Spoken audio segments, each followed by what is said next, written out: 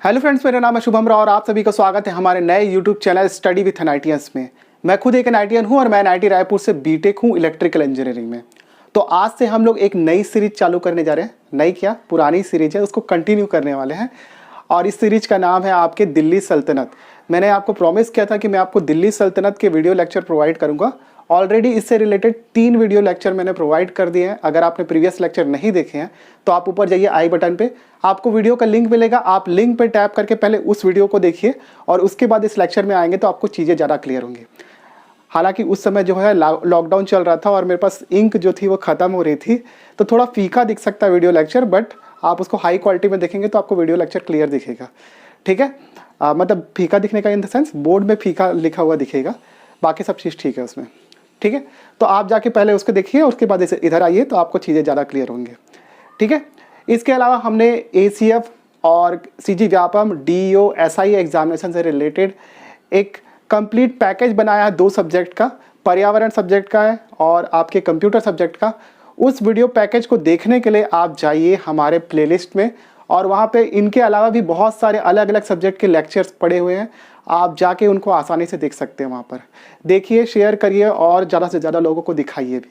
ठीक है, और हाँ, वीडियो लेक्चर प्राइवेट नहीं होगा। इसके अलावा आप डिस्क्रिप्शन चेकआउट करिए, वहाँ पे मेरा फेसबुक, व्हाट्सएप, ट्विटर और इंस्टाग्राम का लिंक है, के साथ साथ टेलीग्राम का भी लिंक है। वहाँ जाके हमें फॉलो कर लीजिए। व्हाट्सएप वाले लिंक पर आप टैप करके अपने नाम और लोकेशन के साथ सेंड करेंगे तो मैं आपको व्हाट्सएप सपोर्ट ग्रुप का हिस्सा बना लूँगा। लड़के एवं लड़कियों के लिए अलग अलग ग्रुप है, आप भी जुड़िए और फ़ायदा लीजिए जो भी सर्विसेज हम लोग प्रोवाइड करते हैं। ठीक है, ये वीडियो लेक्चर जो होने वाला है वो मेंस, प्रीलिम्स और ACF एग्जामिनेशन तीनों को कंबाइन करके लेक्चर होने वाला है। ठीक है, एक सुविधा और मैं आपको दे रहा हूँ कि इस वीडियो में जो है हम लोग मेंस का जो क्वेश्चन आंसर करेंगे, अगर आप मेरे से चेक कराना चाहते हैं तो वो चेक करा सकते हैं। जो भी मैं आपको क्वेश्चन दूंगा आप उसका आंसर लिखकर आप मुझे व्हाट्सएप कर सकते हैं। मैं आपको बता दूंगा कि आपको क्या क्या करेक्शन करना है। बाकी वीडियो लेक्चर देखो और मज़ा लो। ठीक है, ये वीडियो लेक्चर ज़्यादा लंबी नहीं होने वाली और मैं बहुत छोटा वीडियो बना रहा हूँ। एग्ज़ाम का सीज़न आ गया है और इसके साथ साथ त्योहारों का भी सीज़न आ गया है।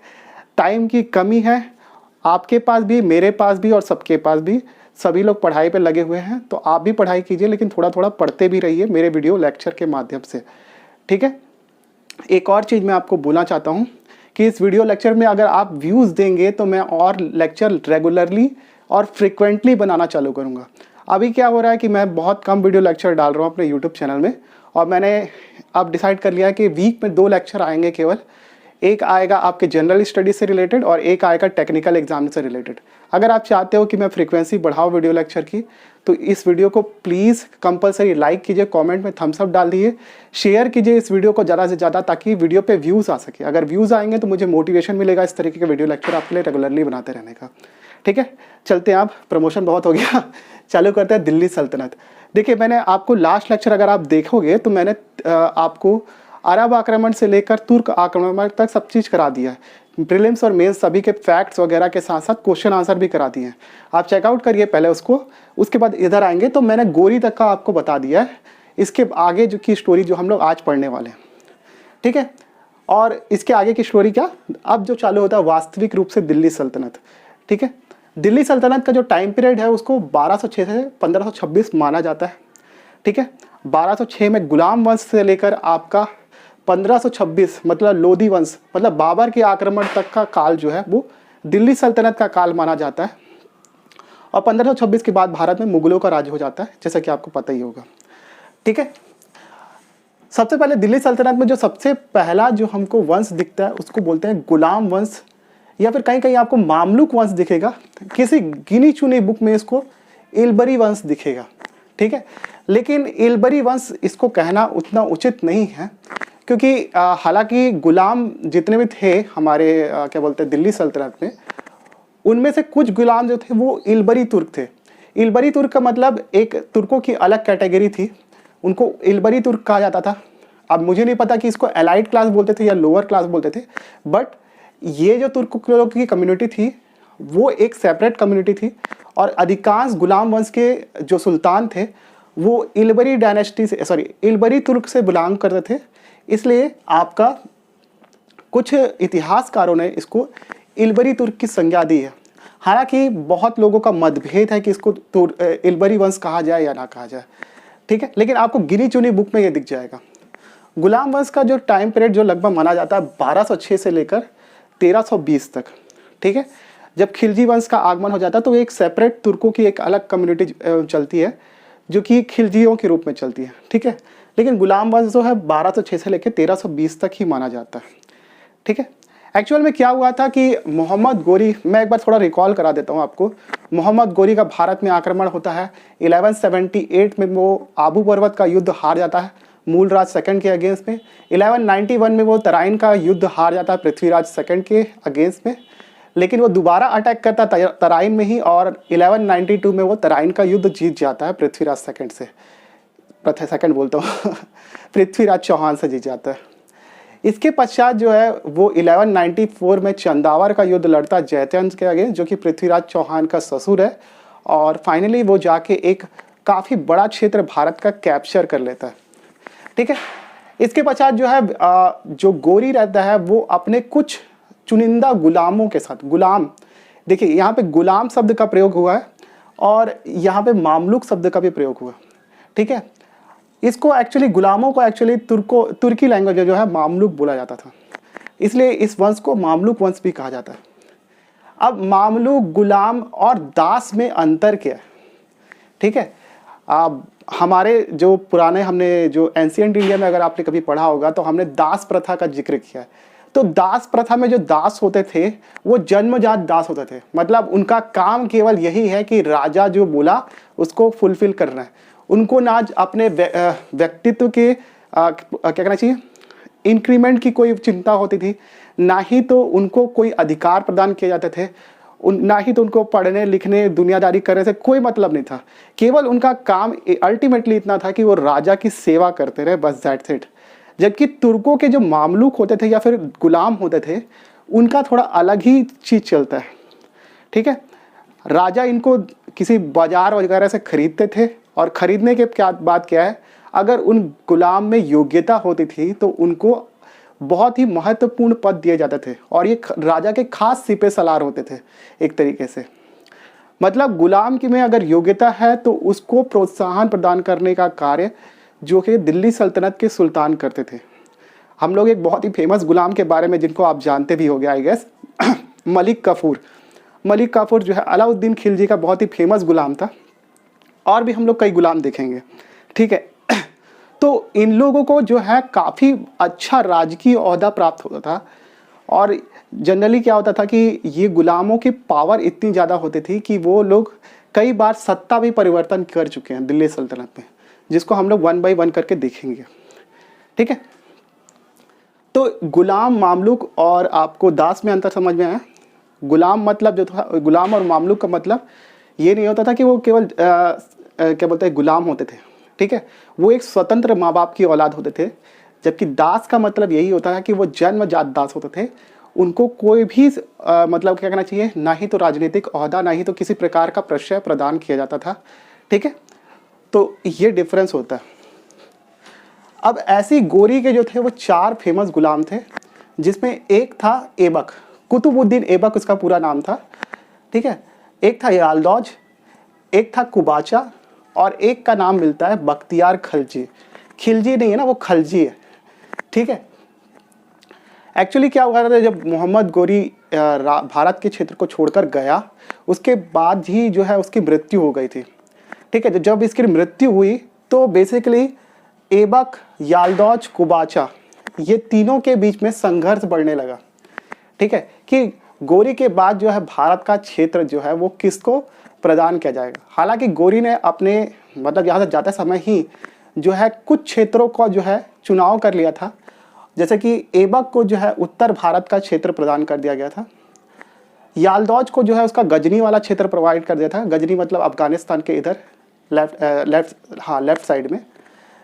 कुबाचा को जो है सिंध पाकिस्तान के आसपास का जो एरिया जो गोरी ने जीता था वो प्रोवाइड कर दिया था।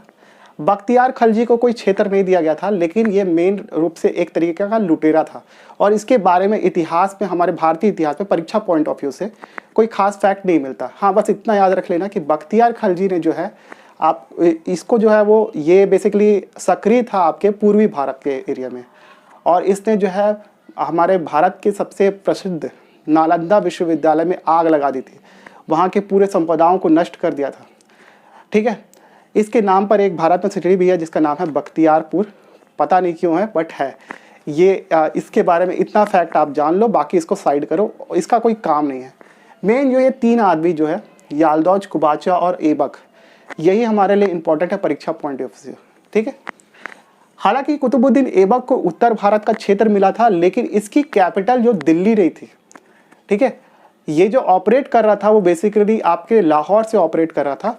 ठीक है, और बेसिकली ऑपरेट क्या कर रहा था इसके बारे में मैं आपको थोड़ी बहुत स्टोरी बताऊंगा, इसके थोड़े देर में आप जान जाएंगे कि ये किस तरीके का बंदा था। ठीक है, अब देखिए हम लोग को मेंस के पॉइंट ऑफ व्यू से पढ़ना है, तो मेंस के पॉइंट ऑफ व्यू से आपको क्वेश्चन आ सकते हैं। ठीक है, वो क्वेश्चन के बारे में बताऊं उससे पहले मैं आपको ये बता देता हूँ बैकग्राउंड क्या था। गौरी की मृत्यु के पश्चात जो है भारत में ऐबक, याल्दौज और कुबाचा के बीच उत्तराधिकार का संघर्ष बढ़ गया था। ठीक है, और ये तीनों जो चाहते थे एक्चुअली में भारत पे अपना क्षेत्र चाहते थे। ठीक है, क्योंकि भारत पता ही है आपको सदियों से लोगों का आकर्षण का केंद्र बना हुआ है, प्लस ये क्षेत्र काफ़ी ज़्यादा महत्वपूर्ण था, तो तीनों ये क्षेत्र चाहते थे, इसमें कोई डाउट नहीं है। हालांकि गौरी ने जो है इनका क्षेत्र विभाजन जरूर कर दिया था, लेकिन फिर भी ये लोग चाहते थे कि हम लोग किसी ना किसी तरीके से भारत में आ सकें। ठीक है, तो यहाँ पर जो ऐबक है उसने थोड़ी सी चतुराई दिखाई, और यही आपके मेंस का क्वेश्चन बन सकता है। ठीक है, क्वेश्चन पूछ सकता है आपका कि ऐबक की राजनीतिक कुशलता का परिचय दीजिए, या फिर आपका ये भी आ सकता है कि क्या करना चाहिए, ऐबक एक कुशल राजनीतिज्ञ था, इस कथन की व्याख्या कीजिए। इस प्रकार के प्रश्न आपको मेंस भी पूछ सकते हैं। कुछ भी पूछे आपको ये वाला आंसर लिखना है जो मैं आपको बताने वाला हूँ। सबसे पहला आपको पॉइंट लिखना है इसमें कि उत्तराधिकार की चुनौती। देखिए, ऐबक एक कुशल राजनीतिज्ञ था, इसका प्रमाण इस बात से मिलता है कि ऐबक ने जो है बहुत ही चतुराई से इस याल्दौज और कुबाचा को मैनेज किया। ठीक है, क्योंकि इनका भी क्या कहना चाहिए, इनकी भी महत्वाकांक्षा थी कि वो भारत आ सके। ठीक है, और भारत के क्षेत्र पे राज करें। ठीक है, लेकिन इन्होंने ऐबक ने क्या किया, इन दोनों को जो है बहुत ही अच्छी तरीके से मैनेज किया। सबसे पहले क्या किया उसने, याल्दौज की पुत्री से शादी की। ठीक है, अब उसकी बेटी से शादी कर लिया तो उसके राज्य पे हमला थोड़ी ना करेगा वो भाई। ठीक है, तो उसकी पुत्री से शादी की, और ये उसने मैरिज टैक्टिक्स अपनाई जो कि सेम उसी टाइप की है जैसे कि हम लोग बिंबिसार के बारे में पढ़ते हैं हम लोग, जो कि हर्यक वंश का राजा था प्राचीन भारत में। ठीक है, तो पहले इसने जो है पुत्री से शादी की याल्दौज की। इसके बाद इसने क्या किया, कुबाचा से अपनी बहन की शादी करवा दी। ठीक है, तब अब अपने क्या कहना चाहिए, साड़ू भाई पे हमला थोड़ी ना करेगा ये कुबाचा, तो एग्जैक्टली वही हुआ। और इसके अलावा इसने बाद में क्या किया, अपनी पुत्री का विवाह जो है बदायूं के सूबेदार इल्तुतमिश से करा दिया। इल्तुतमिश के बारे में हम लोग जो है इसके बाद पढ़ेंगे। क्या कहना चाहिए, कुतुबुद्दीन ऐबक के पश्चात जो अगला मेन राजा वो इल्तुतमिश ही है, तो इसके बारे में हम लोग बाद में देखेंगे। लेकिन फिर भी अभी जान लो कि इसने अपनी पुत्री का विवाह जो है बदायूं के सूबेदार इल्तुतमिश से करा दिया था। ठीक है, ये तो पहला उसने टैक्टिक्स अपनाई कि जिससे उसकी राजनीतिक कुशलता का परिचय मिलता है कि इसने जो है उत्तराधिकार के संघर्ष को समाप्त अपने क्या कहना चाहिए मैरिज पॉलिसी से किया। पहला काम ये इसने ये किया। सेकेंड चीज़ जो है कि तुर्कों में जो है बहुत ही एक पॉपुलर कल्चर था, सुल्तान चाहे कोई भी हो, किसी भी धर्म तो नहीं, कोई भी हो, कोई भी बंदा सुल्तान बने, चाहे वो गुलाम हो चाहे जो भी बने, लेकिन सत्ता पे जो है काफ़ी ज़्यादा प्रभाव उलेमाओं का और वहाँ के तुर्क अमीरों का था। तुर्क अमीरों का जो प्रभाव सत्ता में हमेशा से रहा है। ठीक है, दिल्ली सल्तनत के काल में। और ये लोग जो चाहते थे, जो भी ये चाहते थे वो राजा को मानना पड़ता था किसी न किसी तरीके से।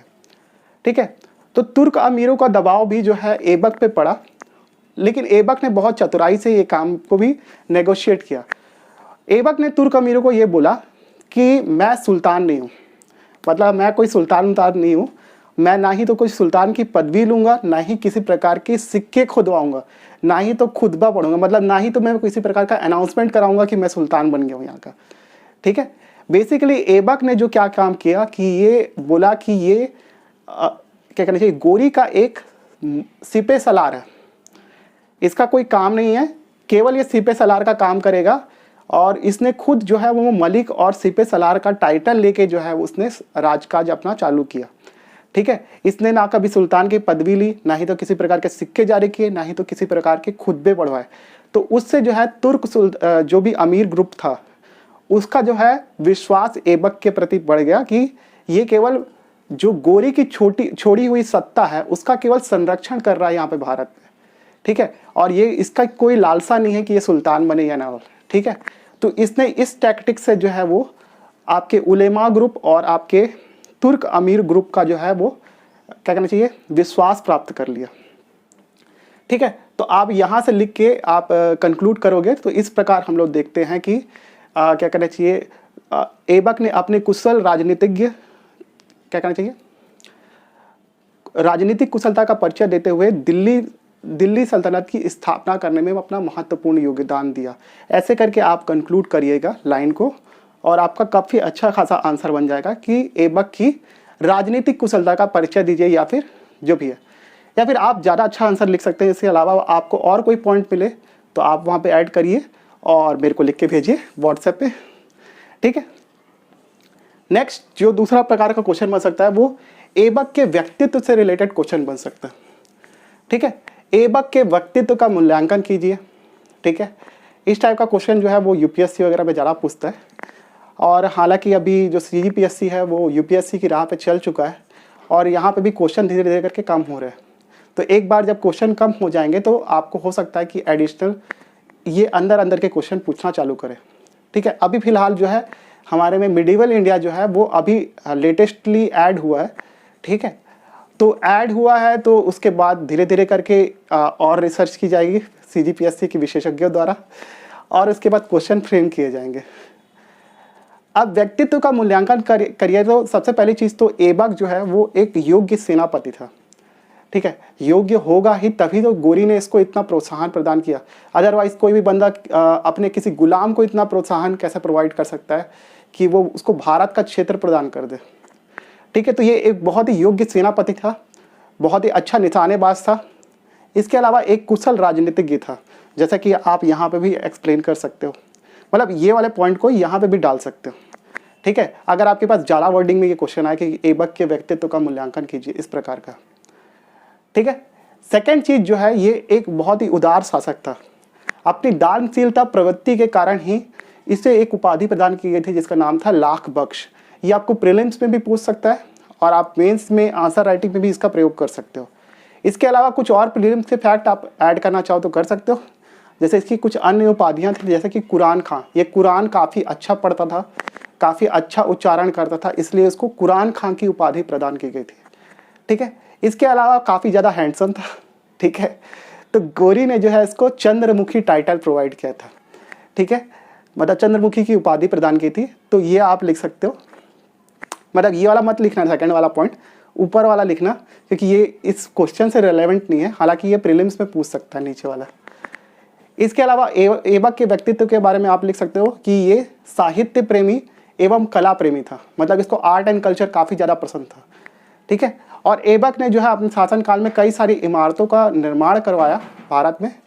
ठीक है, उस पे से हम लोग जो फेमस चीज़ जानते हैं और हम लोग को जो एग्ज़ाम में पूछ सकता है वो है आपका कुव्वतुल इस्लाम मस्जिद।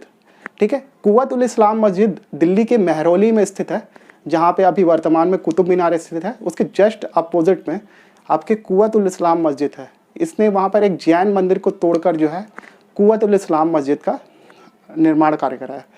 ठीक है, ये भारत की पहली मस्जिद है। इसके जस्ट सामने जो है वो आपके चंद्रगुप्त द्वितीय विक्रमादित्य का लौ स्तंभ है, आपको पता ही होगा। ठीक है, वो गुप्त डायनेस्टी का आर्ट है। इसके बाजू में जो है वो आपका कुतुब मीनार है। ठीक है, अभी पढ़ेंगे उसके बारे में। कुतुब मीनार का जो एंट्रेंस गेट है उसका नाम है आपका अलाई दरवाज़ा, जो कि अलाउद्दीन खिलजी ने बनवाया था। जब हम लोग अलाउद्दीन खिलजी पढ़ेंगे तो हम लोग उसके बारे में और चर्चा करेंगे। ठीक है, तो कुव्वतुल इस्लाम इसने मस्जिद बनवाई।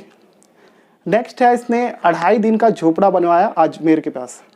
ठीक है, इसने जो है चौहान डायनेस्टी के समय जो है अटैक किया था अजमेर में, और उस समय जो शासन था विशल देव फोर्थ या फिर विग्रह राज का, ठीक है। और उसने क्या किया, वहाँ पर एक संस्कृत विद्यालय को तोड़ा और उसकी जगह जो है उसने 2.5 दिन का झोपड़ा बनाया अजमेर में, ठीक है। ये भी एक मस्जिद ही है, इसको भी आप याद रखिएगा। इसके अलावा जो है इसने कुतुबुद्दीन बख्तियार काकी, जो कि एक बहुत ही प्रसिद्ध सूफी संत है, ठीक है। भारत में सूफी संतों का आगमन जो है वो आपके दिल्ली सल्तनत के काल से ही हुआ। सबसे पहले जो है गोरी के साथ जो है मोइनुद्दीन चिश्ती भारत में आए थे, जो कि एक बहुत ही प्रसिद्ध सूफी संत है, जो कि चिश्ती डायनेस्टी को बिलोंग करते थे, ठीक है। और कुतुबुद्दीन बख्तियार काकी भी जो थे वो भी एक बहुत ही फेमस सूफी संत थे, ठीक है। दिल्ली सल्तनत के कई सारे राजा, जैसे कि हम लोग मोहम्मद बिन तुगलक के बारे में पढ़ेंगे, जो कि निजामुद्दीन औलिया के शिष्य थे, जो वो भी एक सूफी संत थे। हमने दारा सिकों के बारे में पढ़ेंगे आपका मुगल डायनेस्टी में, ठीक है। वो भी एक सूफी संत को मानते थे। आपके बाबर भी एक सूफी संत को मानते थे। आपके अकबर शेख सलीम चिश्ती को मानते थे। तो इस प्रकार के जितने भी ये दिल्ली सल्तनत के बाद और मुगलों के शासनकाल में भी कई सारे सूफी संतों का प्रभाव जो है राजाओं महाराजा पर रहा। इसी प्रकार ऐबक जो है वो कुतुबुद्दीन बख्तियार काकी का शिष्य था और उन्हीं की स्मृति पे है उसने जो है कुतुब मीनार का निर्माण कार्य प्रारंभ कराया। हालांकि इसकी बहुत ही जल्दी मृत्यु हो गई थी। 1210 में जो है चौगान खेलते हुए इसकी मृत्यु हो गई थी। चौगान मतलब पोलो, घोड़े में बैठ के जो है वो पोलो खेला जाता था और इसकी घोड़े से गिर के मृत्यु हो गई थी अनफॉर्चुनेटली, ठीक है। तो इसने अपने जब तक ये जिंदा था तब तक कुतुब मीनार का पहला ही फ्लोर बन पाया था और इसकी मृत्यु हो गई। बाद में इसके बाद का जो राजा था इल्तुतमिश ने जो है इस कुतुब मीनार का निर्माण कार्य पूरा कराया। इसके बाद क्या हुआ कि कुछ समय पश्चात जो है आपके कुतुब मीनार में बिजली गिरने की वजह से ऊपर के 2 फ्लोर जो है वो आपका क्षतिग्रस्त हो गए थे। उसका निर्माण कार्य मतलब रिपेयरिंग जो है फिरोज शाह तुगलक ने करवाया था। तो अभी भी आप कुतुब मीनार जाओगे तो जो ऊपर का जो कुछ हिस्सा है वो संगमरमर से बना हुआ है, मतलब रेड स्टोन का प्रयोग किया गया है नीचे में, लेकिन ऊपर का कुछ हिस्सा जो है वो संगमरमर से बना हुआ है। वो हिस्सा जो है वो आपका फिरोज शाह तुगलक ने बनवाया था, ठीक है। तो मतलब ये क्वेश्चन प्रीलिम्स में पूछ सकता है कि कुतुब मीनार के निर्माण कार्य से संबंधित कितने राजा हैं, ठीक है, या इनमें से कौन नहीं है। तो आपका 3 राजा बिलोंग करते हैं आपके कुतुबुद्दीन ऐबक, सेकंड है आपका इल्तुतमिश और तीसरा है आपका फिरोज शाह तुगलक। इन तीनों को आपको याद रखना है, ये प्रीलिम्स में आपसे क्वेश्चन बन सकता है, ठीक है। तो मेंस का ये वाला क्वेश्चन कंप्लीट हो गया। आपका व्यक्तित्व का मूल्यांकन कीजिए, तो आप ये तीनों पॉइंट आप इंक्लूड करोगे, साहित्य एवं कला प्रेमी था एक्सेट्रा, उदार शासक था, योग्य सेनापति और कुशल राजनीतिज्ञ था, और उसके अंदर में ये सारी चीज़ें जो मैंने आपको बताई हैं ये करेंगे तो आपका काफ़ी अच्छा खासा आंसर बन जाएगा, ठीक है। तो आप इसको ध्यान रखिएगा। इसके अलावा प्रीलिम्स में एक और फैक्ट ऐबक से पूछता है, वो है आपका इसका दरबारी इतिहासकार जो था उसका नाम था हसन निजामी, ठीक है। हसन निजामी, इसकी 2 पुस्तक काफ़ी फेमस है। एक का नाम है ताज उल मासिर और सेकंड पुस्तक का नाम है फ़ख्र ए मुदब्बिर। आपको दोनों पुस्तकों का नाम याद रखना है, प्रीलिम्स में आपसे पूछ सकता है। इसके अलावा ऐबक के बारे में एज सच और कुछ खास फैक्ट नहीं है। अगर आपको मिलते हैं तो आप वो भी इंक्लूड कर लीजिए, मैंने जितना बताया उतना तो इंक्लूड करिएगा, ठीक है। तो आज की वीडियो को इतना ही रहने देते हैं। मैं ज़्यादा लंबी वीडियो नहीं बनाया, लेकिन आपके लिए एक ज़रूरी सूचना ये है कि मैं हो सकता है बहुत ही जल्दी जो है वो आपके फिजिक्स का जो है लाइव स्ट्रीम जो कि मैंने आपको प्रॉमिस किया है वो करने जा रहा हूँ ACF एग्जामिनेशन से, ठीक है। इस वीडियो सीरीज को अगर आप सपोर्ट प्रोवाइड करते हो, शेयर करते हो, तभी मैं ये वीडियो सीरीज ज़्यादा लंबी कंटिन्यू करूँगा। अदरवाइज जो कि मेरे पुराने प्लान जो क्लोज होते गए वो तो हो ही रहे हैं, उससे मेरे को कोई फ़र्क नहीं पड़ता। लेकिन प्लीज़ हाँ, सपोर्ट करना आपका जिम्मेदारी है। अगर आपको वीडियो लेक्चर चाहिए तो वीडियो में व्यूज़ आएंगे तभी मैं आपको और वीडियो लेक्चर जो है फ्रिक्वेंटली प्रोवाइड करना चालू करूँगा। अदरवाइज़ मेरा इससे कोई फ़ायदा नहीं है, क्योंकि मुझे यूट्यूब से पैसे नहीं मिल रहे, ठीक है, ना ही तो आप मुझे पैसे दे रहे हो। तो जिस चीज़ के मुझे पैसे मिल रहे हैं वो अगर आप कंटेंट मैं आपको फ्री में प्रोवाइड कर रहा हूँ, इट मीन्स आपका भी सहयोग करना ज़रूरी बनता है और आपकी भी रिस्पॉन्सिबिलिटी है। तो एक काम करिए, प्लीज़ वीडियो को लाइक कीजिए, कमेंट में थम्स अप डालिए, शेयर करिए इस वीडियो को एटलीस्ट उन लोगों को जिनके पास पैसे नहीं है कोचिंग इंस्टीट्यूट को देने के लिए, या फिर मैं मंडी निरीक्षक, CGPSC, CG व्यापम, ACF और SI DO और बाकी सारे कॉम्पिटिटिव एग्जामिनेशन की तैयारी कर रहे हैं, उनको जरूर शेयर करिए, ठीक है। डिस्क्रिप्शन में जाके हमारे फेसबुक, व्हाट्सएप, ट्विटर, इंस्टाग्राम के साथ साथ टेलीग्राम से जुड़ जाइए और कम्युनिटी को ज़्यादा बड़ा बनाइए। कम्युनिटी जितनी ज़्यादा बड़ी बनेगी हम लोग एक दूसरे की ज़्यादा हेल्प कर पाएंगे। तब तक के लिए thank you so much for watching this video. Have a good day.